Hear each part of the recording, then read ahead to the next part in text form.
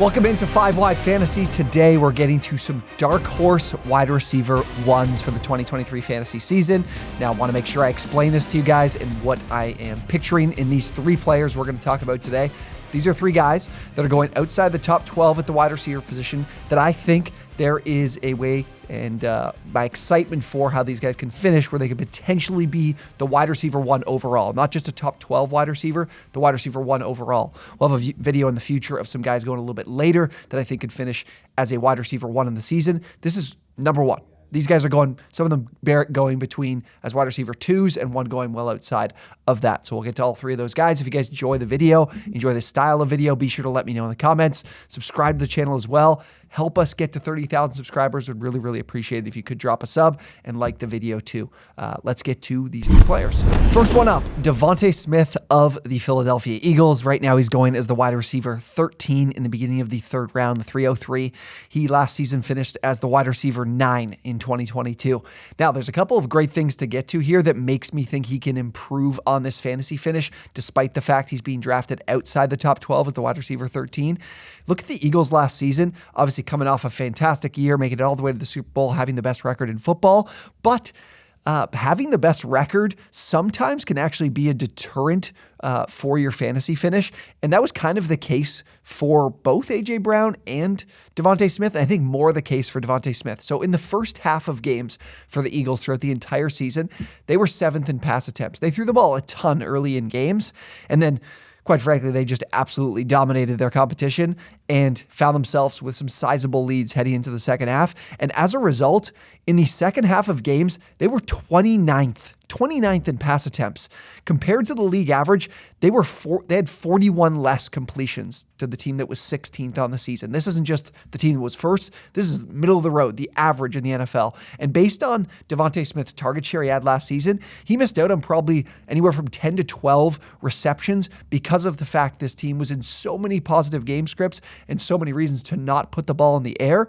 This year, coming off of a Super Bowl appearance, coming off of that finish to the season and their record, they're going to face some tougher competition. And as well, I think just in general, there are some teams that have gotten better in the NFC that will pose some tougher matchups for them. More specifically, I think being, their teams that they play in division, the Cowboys, the Giants, the Commanders. I think those are teams that'll definitely have a better chance of beating them in some of these games coming up into the season. That will hopefully put Smith in a position where he can get more volume. And quite frankly, he did everything really well, all at a top 12 level last year. His 95 receptions were 9th. And like I said, if he added 11 more receptions, let's say, he'd have been top 5 in receptions last season. He had almost 1,200 yards, which was 8th at the position. And he had 8 touchdowns, which was 9th at the position. So all these things at a top 10 level and the opportunity here for the volume to increase further. But not only that, you look at the last 5 weeks of the season, and I remember when I touched on this in a previous video with Smith, was the fact that he was so good in this sample size. He was the wide receiver 3 over this span. He had more targets, more receptions, more yards, and more touchdowns than A.J. Brown, too. He was actually the wide receiver 1 for this team over A.J. Brown, despite Brown having the better fantasy finish overall in the season. And it showed itself in the playoffs as well. Smith was a much better, reliable, and more reliable target for Jalen Hurts in the postseason, the most important time of the year for this team. And going back to that 5-week sample size of the regular season, he actually had 4 end zone targets to A.J. Brown's 1. So he was actually the more looked to option for those most valuable targets when it comes to fantasy football. I think this is an opportunity here for the roles to kind of reverse here, where obviously Smith had more receptions and had more receiving volume last year, but Brown hit a ton of explosive plays, and Smith missed out on a lot of explosive plays. He was top 20 in unrealized air yards last season, and Brown turned almost 25% of his deep targets into touchdowns. So if he's not turning as many of those deep targets into touchdowns, those are some more opportunities for those touchdowns to go in different places, as opposed to Brown consistently catching a 40-yard bomb and turning it into a touchdown so consistently like he did last season. People are very lazily going to say, hey, as long as A.J. Brown is around, Devonte Smith can't be the wide receiver 1 overall. And I would tend to disagree. We've seen plenty of wide receivers. For this video, they don't necessarily have to finish as the wide receiver 1 overall. That's very rare for a guy going outside the top 12 to do so. Cooper Kupp is the guy that was able to do that a couple seasons prior. But I think he can be in the conversation come like week 12. We saw Hill and Waddle were great last season. We saw Hill and Kelsey in 2020 have a crazy year. We saw Godwin and Evans in 2019. This is possible. This is one of the best offenses in the NFL. I don't think that's going to change. I love Devonte Smith at his ADP, and I do think he could be in that conversation as the wide receiver 1 overall come the end of the season. Our next guy up here is Amari Cooper of the Cleveland Browns. He is going right now as the wide receiver 17 in the early parts of the 4th round, the 403. So another guy going relatively early, but well outside that top 12, like I mentioned, kind of when we set our rules here for players to find to be able to do this. He finishes the wide receiver 9 in 2022, so going well beyond what his finish was last year, which is really shocking to me how far he's kind of drifting right now. Looking at the numbers from last season, 126 targets, which was 15th. He was 11th in yards, not far behind Devonte Smith with 1,160, and he scored 9 touchdowns, which was 4th at the position.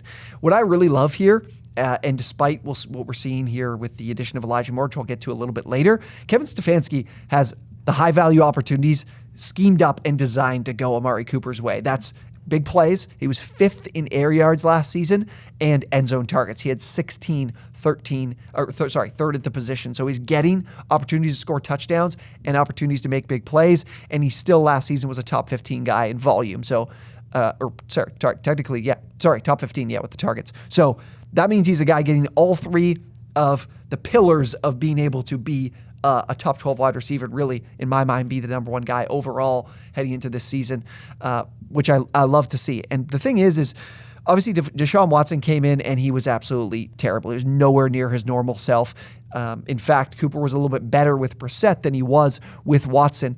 And I was trying to figure out, obviously Watson had a down year just to himself, but Cooper didn't fall off the wagon completely when Watson came in. But one thing that really kept him from being that big explosive player was the fact Cooper was 6th in targets of 20 plus yards with Brissett, so up until week 12.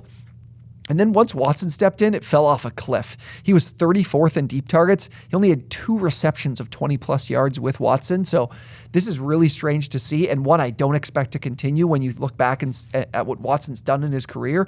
In his last full season in the NFL, he was the best deep ball passer in football. Like, I think he can bounce back here in a big way because, again, just going off of what he's done in his previous seasons in the NFL. Last year he comes in with, of course, 6 games to play, didn't get to do much of the preseason work because obviously they had to go 12 weeks with Jacoby Brissett. They can't give Watson these reps with the first team if he's going to miss the majority of their season. And by the time he came in, the Browns were kind of out of the playoff hunt. So I definitely think with Watson, this is a huge bounce back year. I'm really high on this Browns team heading into the year. This is the best team that Watson's played behind in his career, in my opinion, especially that offensive line, which PFF has as the second best coming into the season. So I really like the Browns. I'm really high on them, and I think Amari Cooper's a massive beneficiary of that. You know, you see Elijah Moore coming into this offense, but I don't see him being a guy that impedes on these opportunities that like I said, are so valuable. We saw Garrett Wilson take over for the Jets as that red zone guy for the team, so I'm not worried about Moore there. And then explosive play-wise, I think Moore is going to play out of the slot and be a guy that creates explosive plays after the catch. So I think this will be Watson's guy when it comes to those downfield looks, which he's historically been so efficient with in his career. He was completing 20-plus yard passes with the Texans in his final season there at like a 50% rate, which was the best in the NFL. So I really like Cooper. I really think we take what he did last season and we build into a better offense, and this could be a really explosive season that ultimately could potentially end up in the number 1 overall in that rosy scenario for this Browns team. And finally, a guy you're going to be rolling your eyes at when you see it come up on your screen is Michael Thomas of the New Orleans Saints. He's currently going as the wide receiver 45 right now, going in the early parts of the 10th round, the 10:04. I mean, listen, if Michael Thomas is in the 10th round of fantasy drafts come, the last week of August, I'm smashing the draft button. In the 10th round, there's just no reason not to take the flyer on this guy because last season he played just 3 games, but he averaged 14.4 fantasy points per game, which would have been the wide receiver 9 on the season if he kept that going.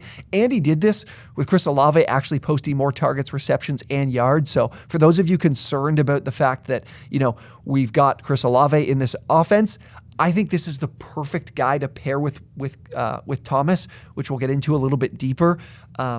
because of the fact that Olave obviously can make some explosive plays, generate volume, but he doesn't score a lot of touchdowns, as we saw last season. But let's first go over some of the changes with this offense that I think could really benefit things from a receiver perspective. So I think there could be way more, and should be. I'd be shocked if there isn't passing volume for this team. Because if you look at the signing of Derek Carr, it's a guy they go out, pick and choose the guy they want to go with. Last year, obviously, they had Jameis Winston for the first 3 weeks, but then were forced to go to Andy Dalton for the remainder of the season. You look at weeks 1 to 3 with Winston, I think Winston, his lowest amount of pass attempts in a game in those first 3 weeks was 34. The other 2, he posted 40-plus pass attempts. This team was passing the ball. It's a small sample size. It's 3 weeks. By no means do I think you see Winston in for the entire season and this is their passing rate, but it was 67.4%. It was 4th in the NFL. I think this team would have been in that 60% range had they had their guy when it comes to the quarterback position. And now I think they do. Not that Derek Carr is going to blow the world away with his abilities. I do think last year being the down season isn't one that he will continue to have this season. I think he will be better. Because you look at the entirety of last season, they threw the ball at only a 54% rate. That was 21st in the NFL. So I think the passing volume increases. Ultimately, that means more opportunities for these receivers. And Chris Olave had a great season. But again, like I mentioned, he only scored 4 touchdowns. And this wasn't the fact of like, hey, this guy had great opportunities to do so. He just didn't convert them. Maybe he does that this year. He didn't really get those opportunities. He was only getting 5 end zone targets on the season, which was 65th amongst all players in the NFL. And he saw less end zone targets than Juwan Johnson and the same amount as Jarvis Landry. So this isn't his role. Chris Olave's role is not to score touchdowns in this offense. His role is the potential to create some big plays and looked at downfield, and then as well a guy that can certainly produce with volume and opportunity. So I still like Chris Olave. I still think there's a potential he scores more than 4 touchdowns this year. But Thomas is a guy that for a lot of people, you're just going to look past him because he hasn't been able to stay on the field for the last 2 years. And quite frankly, I can't blame you for that. I've done it for the last couple of years. But now we're at a point where his ADP and his price is so good, and one that's absolutely worth the flyer in the 10th round. There's plenty of guys you'll draft in the 10th round that'll be off your fantasy team within the first few weeks. But we know what Thomas can do when he's on the field. He's posted 90-plus receptions in every season, or he's been on pace to post 90-plus receptions in every season that he's played. The two that he hasn't been 2022, the couple of games he played, and then 2020, the few games he played, he was still on pace to post 90-plus receptions. So he's going to do that if he's healthy. And this is a team last year, like I said, wasn't very good offensively. They were 22nd in points per game. Thomas has been a guy that's scoring usually, I think he scored 4 seasons, he scored 9 touchdowns. He can be the guy to score touchdowns for this team like he did last year in his 3 games. He scored 3 touchdowns. He could be the guy this season that's scoring touchdowns and getting great volume around the line of scrimmage, which we've seen from him. We've seen him be productive with Olave, so I think he can still do that with a better offense this season. Ultimately, this is all about whether or not he can stay on the field, right? And for me, the reason why I'm talking about him is that if he's on the field, I think he's going to be a terrific asset to your team. And there is, of course, a way, because he's done it before, to finish as the wide receiver 1 overall. It's just very, very unlikely because of that injury history. But I would absolutely take the chance on him with where his ADP is currently at. So definitely a guy to target heading into the season. All right, those are my 3 dark horse wide receiver 1s for the 2023 fantasy season. Hopefully you guys enjoyed the video. If you guys have any questions about these guys or any questions for future videos, would love to answer them in a future video as well. Please do drop a sub if you enjoyed the video too, on the road to 30,000 subscribers. Thank you guys so much for watching, and we will see you on the next one.